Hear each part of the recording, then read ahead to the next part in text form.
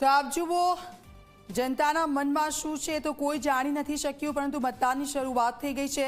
પરિણામ આવશે ત્યારે જ ખબર પડશે કે જે મેદાને ઉતારવામાં આવ્યા હતા જે નેતાઓ છે તેમાંથી કોની રાજનીતિ છે એ મતદારોને ગમી છે અને કોને મત આપ્યા છે, કોંગ્રેસ, ભાજપ કે અપક્ષ, કોણ જીતશે એ પરિણામ આવશે ત્યારે જ ખબર પડશે।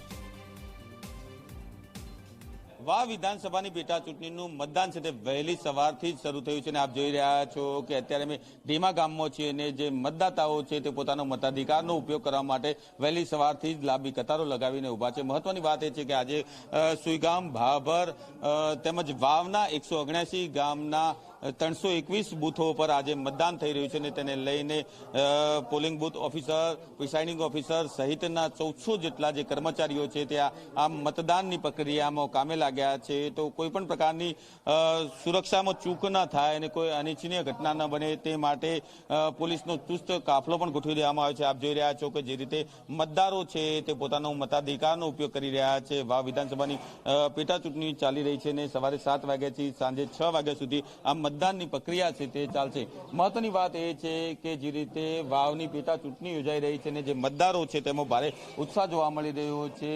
વહેલી સવારથી જ મતદાતાઓ છે તે લાંબી કતારો લગાવીને પોતાનો મતાધિકારનો ઉપયોગ કરવા માટે ઉભા છે। આપણી સાથે કેટલાક મતદારો છે તેમની સાથે વાત કરીશું।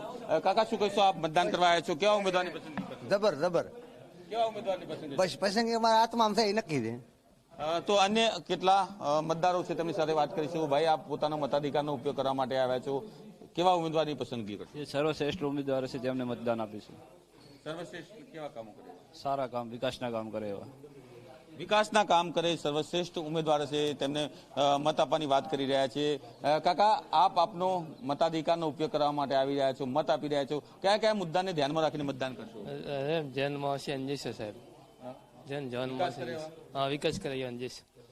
ચૂંટણી આવી છે, કેટલો ઉત્સાહ છે મતદાન કરવાનો? ઉત્સાહ તો હોય ને સાહેબ, ઉત્સાહ તો હોય ને। એમ? હા।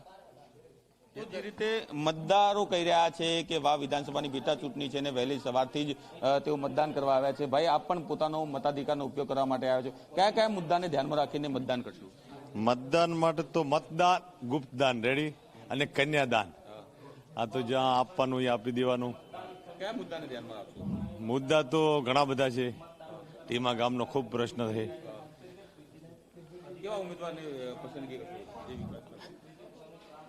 અત્યારે તો ગુલાબસિંહ બનવે છે। કયા કામો કરે? વિકાસના કામો કરે એવા ઉમેદવારની? ગુલાબસિંહ છે ને, વિકાસના કામો કરે એવા? હા એવા।